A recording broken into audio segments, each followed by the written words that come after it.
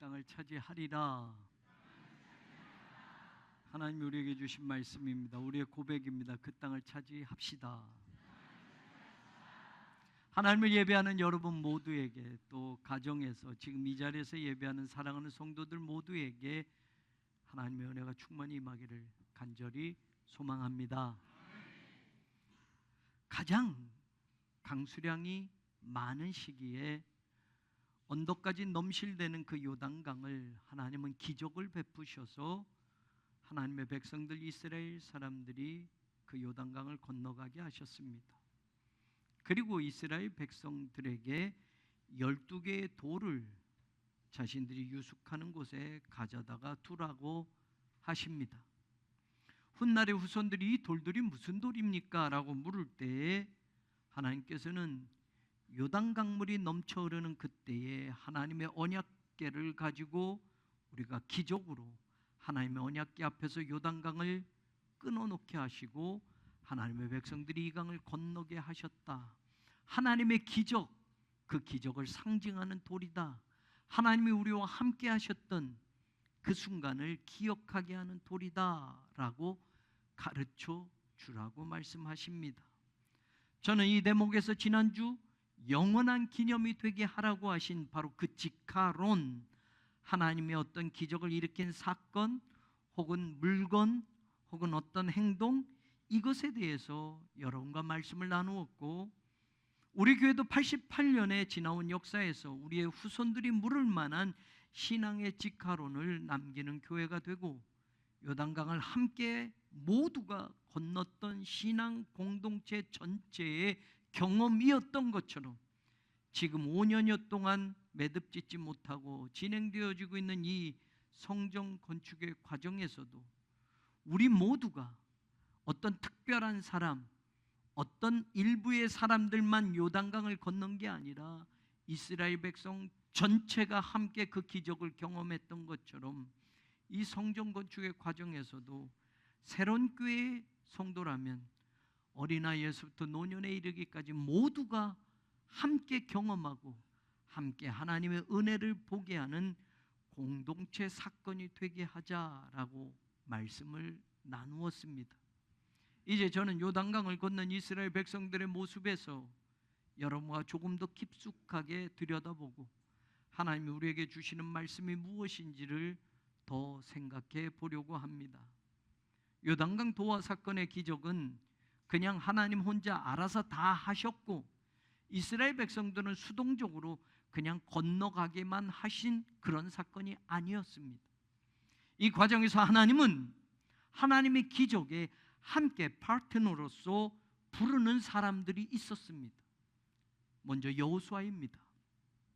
4장 10절을 보면 또 여호와께서 여호수아에게 명령하사 백성에게 말하게 하신 일, 곧 모세가 여호수아에게 명령한 일이 다 마치기까지라고 본문은 이야기합니다.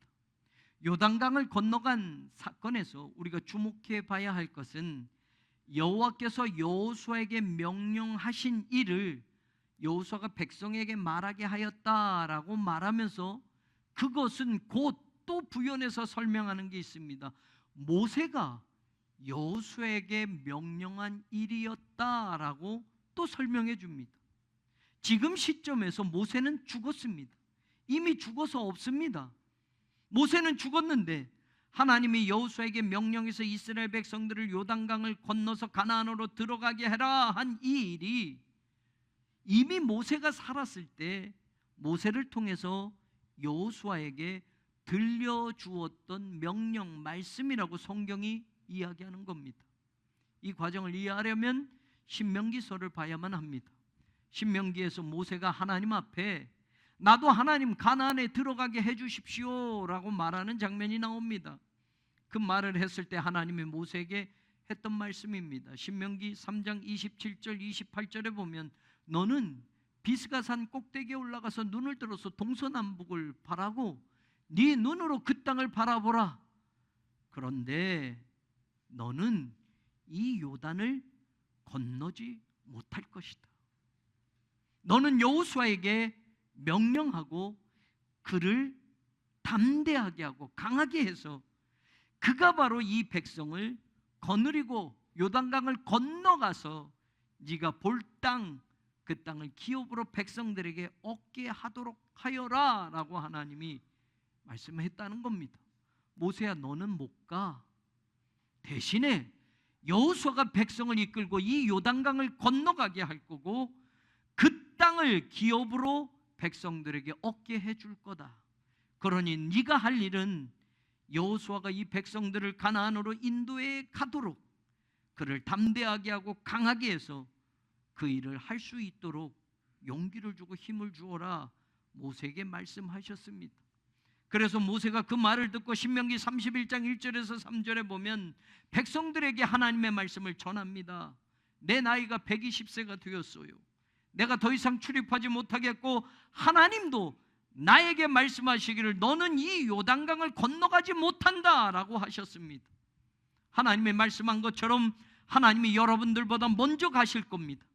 그리고 여러분들 앞에서 그 민족들을 멸하시고 하나님이 약속하신 그 땅을 차지하게 할 것입니다. 그때 여호수아가 바로 지도자가 되어서 여러분들 앞에 건너가게 될 겁니다. 백성들에게 하나님의 말씀을 전했던 모세는 다시 여호수아에게 7절 따로 불러서 말합니다. 모세가 여호수아를 불러서 온 이스라엘 목전에서 백성들 앞에서 여호수아에게 특별히 하나님이 주신 말씀을 전합니다. 너는 강하고 담대하라. 이 백성을 거느리고 여호와께서 그들의 조상에게 주리라고 맹세하신 그 땅에 들어가서 이 백성들에게 그 땅을 차지하게 하라. 여호수아는 모세가 살아있을 때에 이미 자기가 이스라엘 백성을 거느리고 이 요단강을 건너야 하는 그 임무와 책임을 전해 들었다는 말입니다. 하나님이 자기를 선택했다라는 사실을 모세를 통해서 이미 들어서 알고 있었다는 겁니다. 자기가 모세의 뒤를 이어서 이스라엘 백성 공동체를 가나안으로 이끌어 가야 하는 사명이 있다라는 걸 분명히 들었고 하나님이 먼저 가셔서 이 모든 것들을 해결할 터이니 인도하여 주실 터이니 너는 강하고 담대해서 이스라엘 백성들이 이끌어 가라 라고 하는 말을 이미 모세를 통해서 모세 죽기 전에 들었다 성경이 말하는 겁니다. 그래서 여호수아는 요단강 앞에 도착했을 때 넘실대는 그 강물을 보고 당황하지 않았습니다. 네가 이 요단강을 건너가서 백성들을 이끌고 이 강을 건너서 하나님이 약속하신 그 땅을 차지하게 하고 기업으로 얻게 할 거다라고 하나님이 이미 말씀하셨고 모세를 통해서도 이미 그 말씀을 들었기에 이 강을 어떻게 건너지? 이렇게 넘쳐 흐르는 강물을 내가 어떻게 건널 수 있지? 그가 고민하고 당황하고 주저하지 않았다는 말입니다. 성경에 보면 그는 3일 후에 이 요단강을 건넌다라는 명령을 담대하게 내리게 됩니다. 여호수아는 이미 모세의 종이었을 때, 수종자였을 때 모세를 통해서 하나님의 음성을 들었습니다. 그리고 그것을 모세 개인이 하는 말이 아니라 하나님이 주시는 말씀으로 여호수아는 믿었습니다. 그리고 그는 준비합니다. 그는 하나님 앞에 나아가는 겁니다. 자기가 따르는 지도자의 말을 귀담아 들었던 여호수아가 그를 이어서 또 다른 지도자가 될 수 있었다는 말입니다. 자기가 따르는 지도자의 말을 믿고 의심하지 않고 하나님의 말씀으로 받아들였을 때 여호수아는 하나님의 기적의 사건에 중요하게 쓰임받는 사람으로 선택되어졌다는 말입니다. 8절에 보면 이스라엘 자손들이 여호수아가 명령한 대로 행하였다라고 나옵니다. 그 다음 그 명령을 다시 설명하는 구절이 나오는데 아까 다시 말씀드린 대로 여호와께서 여호수아에게 이르신 대로 하나님께서 여호수아에게 말씀하신 그대로 여호수아는 그 하나님의 말씀을 이스라엘 백성들에게 전했고 이스라엘 백성들은 여호수아의 말을 여호수아 개인 사람의 말이 아니라 하나님의 말로 듣고 믿었고 백성들도 그대로 실천했다라고 성경이 말해주는 겁니다. 다시 말하면 여호수아도 그러했고 이스라엘 백성들도 그러했고 하나님의 말씀대로 사는 사람들, 하나님의 말씀을 붙잡는 사람들, 그들이 하나님의 기적의 주인공으로 쓰임 받는다는 것을 성경은 우리에게 가르쳐주고 있는 겁니다. 하나님의 말씀을 믿는 사람들, 그 말씀을 의심하지 않고 그 말씀으로 준비하는 사람들이 하나님의 기적을 반드시 보게 될 줄로 믿습니다. 여호와의 말씀을 듣고 그대로 따랐던 여호수아, 모세를 통해서 주셨던 말씀을 모세 개인의 말이 아니라 하나님의 말씀으로 듣고 믿었던 여호수아, 더불어 여호수아의 말을 들었던 백성들이 그러했고 그랬던 것처럼 오늘 저와 여러분 모두가 하나님의 말씀을 그렇게 들을 수 있기를 원합니다. 듣는 것으로 끝나지 않고 그 말씀으로 서 있기를 원합니다. 그리고 저와 여러분의 남은 인생을, 우리 교회의 모든 사역과 사명을 그렇게 말씀대로만 감당해가는 교회와 성도가, 목사가 되기를 원합니다. 14절이 말해줍니다. 그날에 여호와께서 모든 이스라엘의 목전에서 여호수아를 크게 하시매 그가 생존하는 날 동안에 백성들이 그를 두려워하기를 모세를 두려워하던 것 같이 하였더라. 하나님의 말씀대로 순종할 때 하나님은 여호수아를 크게 하셨다라고, 백성 모두가 모세처럼 여호수아를 믿고 따르고 경외하였다고 성경이 말합니다. 저는 이 대목에서 여호수아나 모세를 강조하고 싶은 게 아닙니다. 그날에 여호와께서 여호수아를 크게 하셨다라는 구절을 저와 여러분이 들을 수 있기를 원합니다. 여호수아만이 아니라 요단강을 건넌 그날, 다시 말하면 하나님이 모세에게 말씀한 대로, 또 모세가 여호수아에게 말씀한 대로 그 말씀을 붙들고 그 말씀대로 순종한 여호수아를 그날에 크게 하셨다고 한다면, 오늘도 하나님의 말씀대로 따르는 사람들을 누구를 통해서 그 말씀을 전해 듣든지 그 말씀을 내 것으로 붙들고 그 말씀대로 행동하고 실행하는 사람들을 하나님은 오늘도 크게 하시고 누구도 감히 함부로 할 수 없을 만큼 영적인 권위와 하나님의 능력을 공급하여 주신다라는 이 사실을 저와 여러분이 믿을 수 있기를 주님의 이름으로 축원합니다. 여호수아만 크게 하신 것이 아니라 오늘도 하나님의 말씀을 듣고 그 말씀대로 살고 순종하는 자들을 하나님은 크게 하실 수 있다는 말입니다. 그렇다면 그 사람이 왜 제가 될 수 없는 겁니까? 그렇다면 그 사람이 왜 우리 장로님들이 될 수 없는 겁니까? 그렇다면 그 사람들이 왜 여러분들이 될 수 없느냐는 겁니다. 하나님이 크게 하시는 축복이 우리 모두에게 경험되어지기를 소망합니다. 하나님이 우리 교회를 크게 하셔서 세상이 감히 함부로 할 수 없는 그런 교회로 사용하실 날이 올 것을 믿고 하나님의 말씀을 붙들고 하나님의 말씀대로 실천하고 하나님의 말씀대로 순종하는 우리가 되기를 주의 이름으로 축원합니다. 또 주목해 봐야 할 사람들이 있습니다. 2절과 3절에 하나님의 여호수아에게 말씀하십니다. 백성의 각 지파에 한 사람씩 12사람을 택하고 그들에게 명령하여 이르기를 요단 가운데 제사장의 발이 굳게 선 그곳에서 돌 12개를 택하여 그것을 가져다가 오늘 밤 너희들이 유숙하는 곳에 그 돌들을 두어라. 이스라엘 백성들의 12지파에서 한 사람씩 택함을 받은 사람들이 오늘 성경에는 나오고 있습니다. 1절에 요단을 건너가기를 마침에라고 되어 있고, 하나님이 요단을 건너고 난 다음에 12사람을 택해서 12개의 돌을 가져다가 두어라 라고 하는 것처럼 들려집니다. 요단 건너기를 마친 다음에 여호수아에게 하나님이 12사람을 지금 택하라고 하는 것처럼 들려집니다.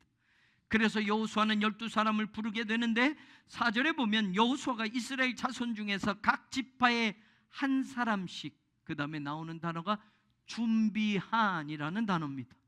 그 12사람을 불렀다라고 성경이 말해줍니다.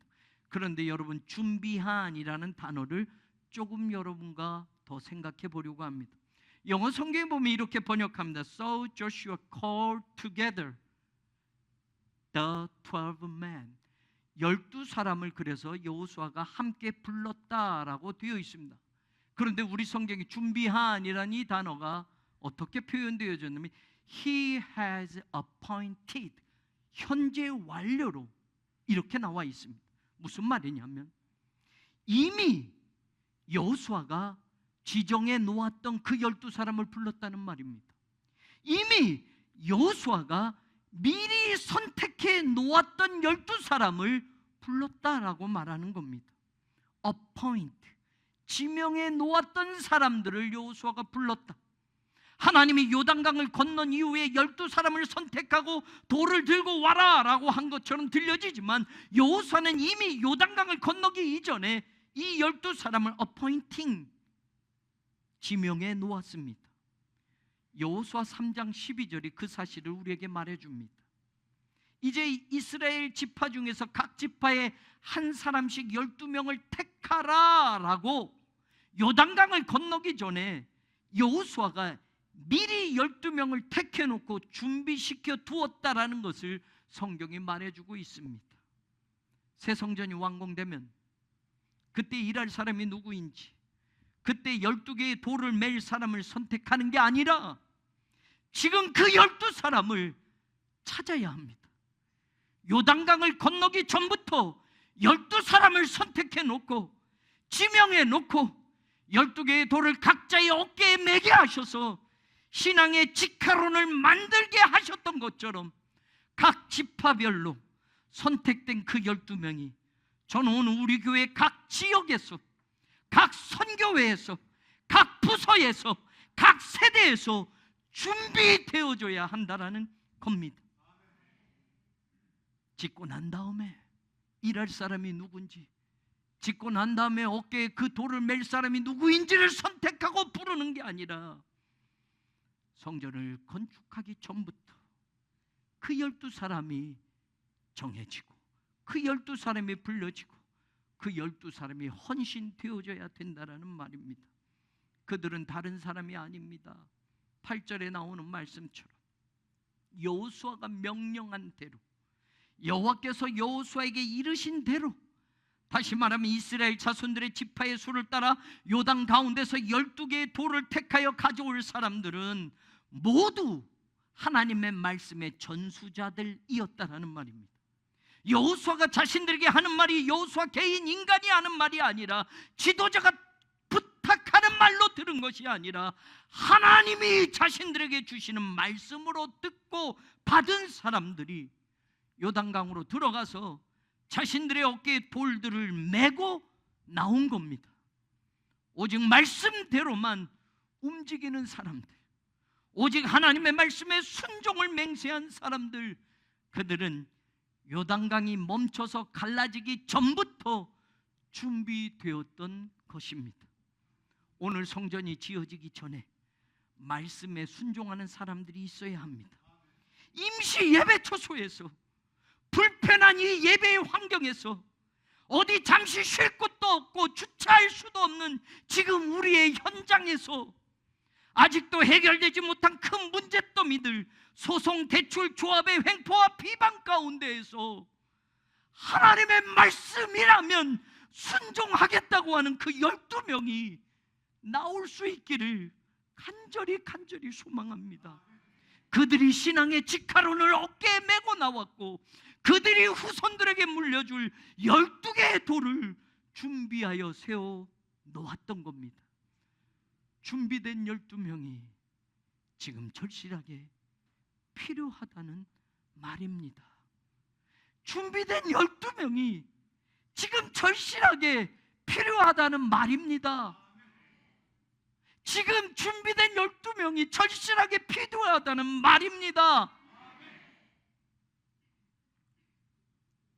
성전 짓고 난 다음이 아니라 그때 좋은 환경에서 이제 일할 사람 누구 없어가 아니라 여전히 힘들고 어려운 이 상황에서 5년이 지나도 해결되지 않는 이 어려움 속에서 하나님의 일을 감당할 그 12명, 자신의 어깨에 그 12개의 돌을 메고 올 그 12명, 이 돌들이 무엇입니까? 후손들의 백성들에게 하나님이 하신 일이다라는 신앙의 상징인 직화론을 남겨줄 그 12명이 지금 우리 가운데 너무나도 필요하다는 말입니다. 11절을 또 보십시오.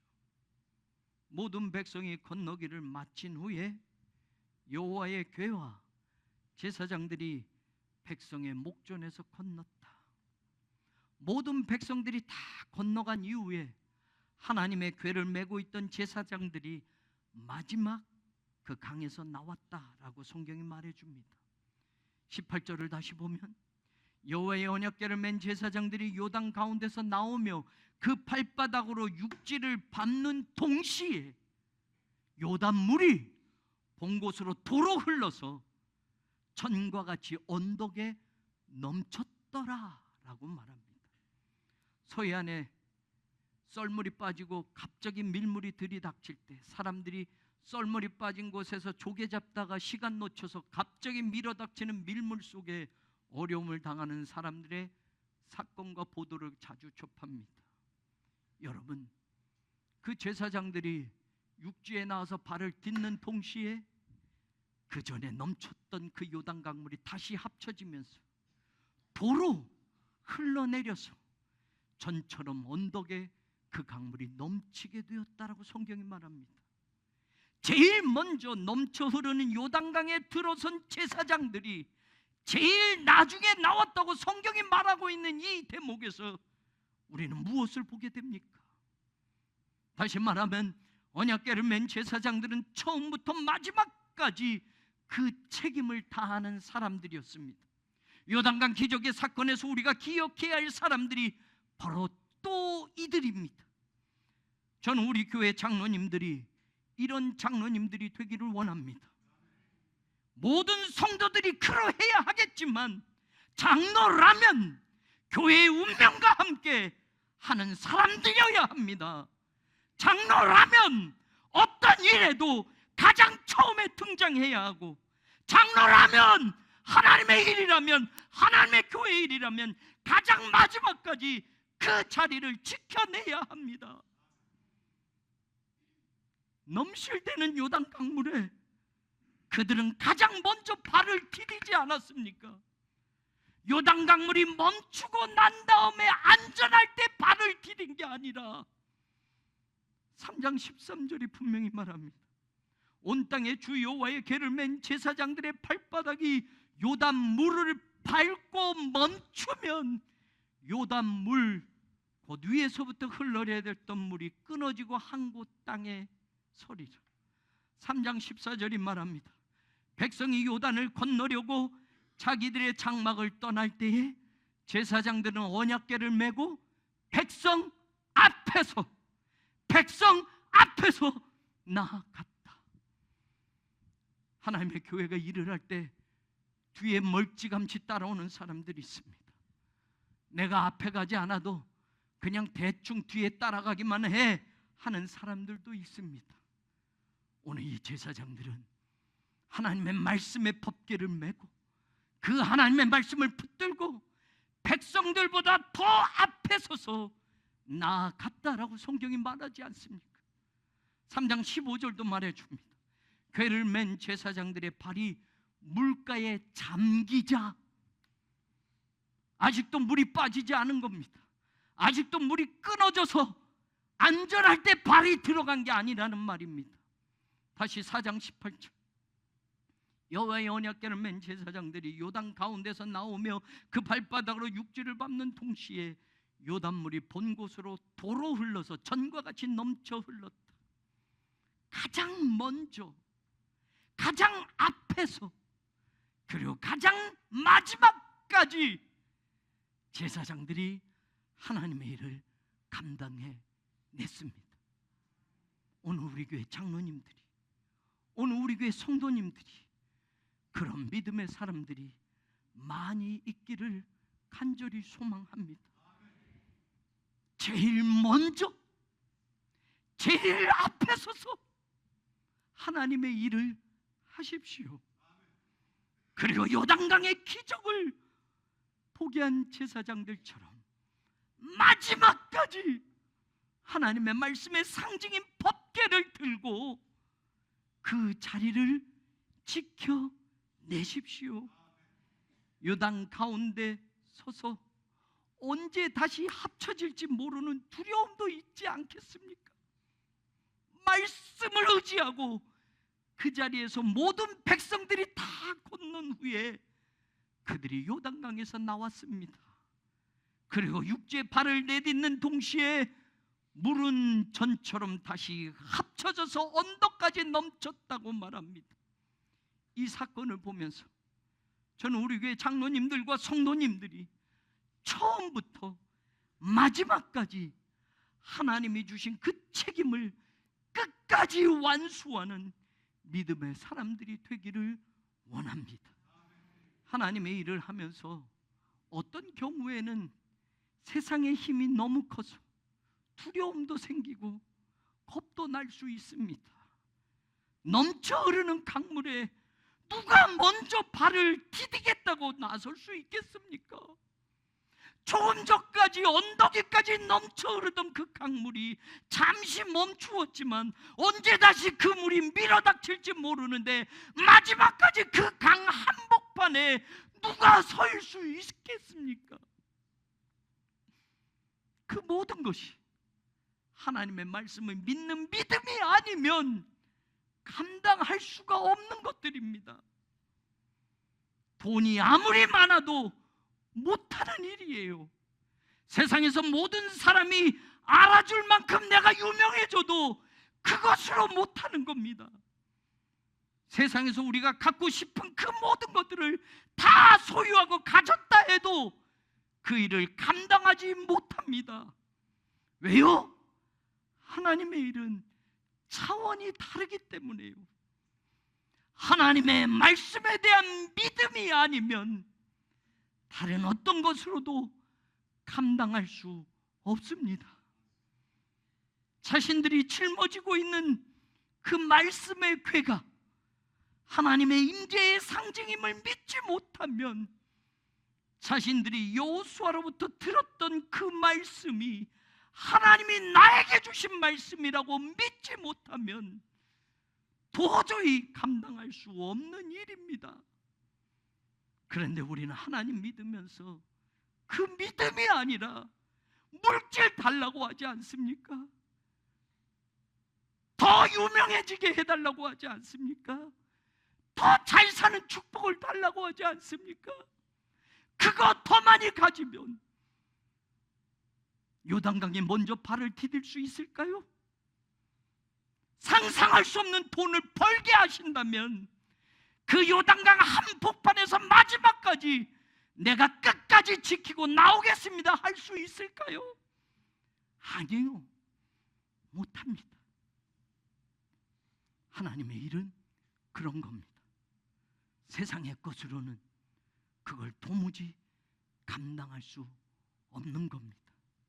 오직 믿음 밖에는 그걸 해낼 수 없다는 말입니다.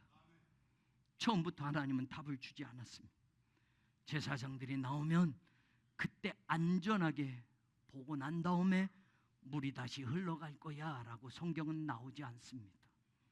언제 그 강물들이 다시 들이닥칠지 모르지만 하나님이 말씀하신 것을 끝까지 믿고 지키면, 말씀의 법궤를 메고 있는 한 하나님의 기적의 시작과 그 기적의 끝을 보는 주인공들이 되게 하십니다. 하나님을 끝까지 신뢰하십시오. 환경이 바뀌고 조건이 바뀌어 불안하고 두렵습니까? 우리가 예상한 대로 성전 건축이 진행이 되지 않아 답답하고 걱정이 많습니까? 돈이 생기면 지어질 것처럼 생각되어집니까? 조합과 합의가 잘 되면 아무 걱정 없이 성전 건축이 완수될 거라고 생각합니까?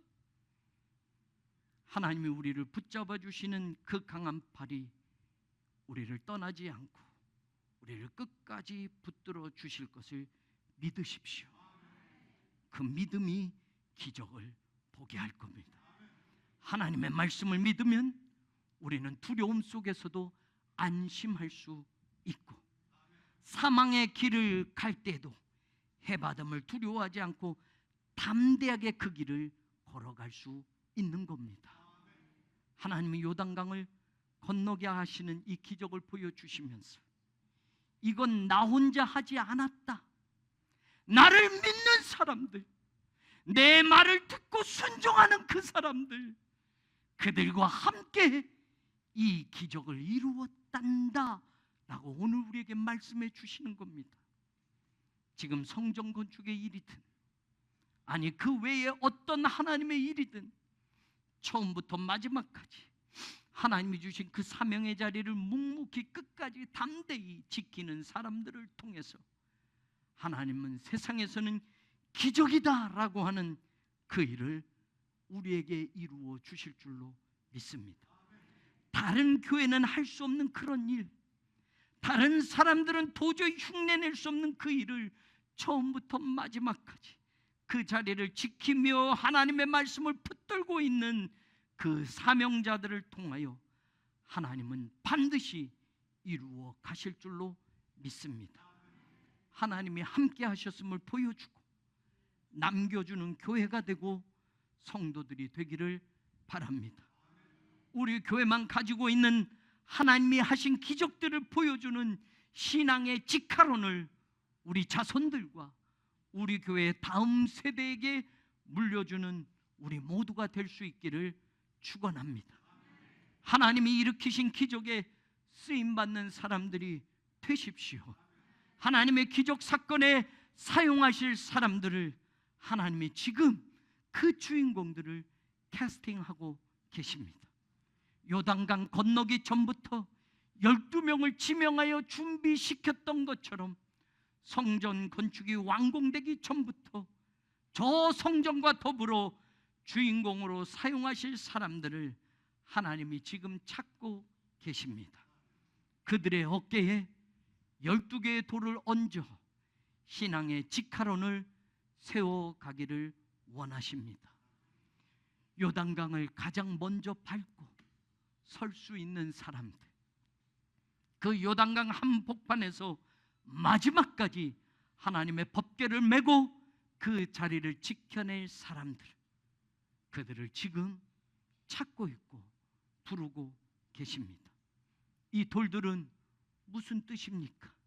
물어오는 다음 세대에게 하나님이 하셨단다, 하나님이 우리에게 베풀어 주신 기적이었단다, 하나님의 말씀대로 믿고 처음부터 끝까지 마지막까지 자기 자리를 지킨 그 믿음의 사람들에게 허락하셨던 은혜였단다. 자신 있게 말해주고 분명하게 전해주고 확실하게 남겨주는 우리 모두가 되기를 우리 주님 예수 그리스도의 이름으로 간절히 축원합니다.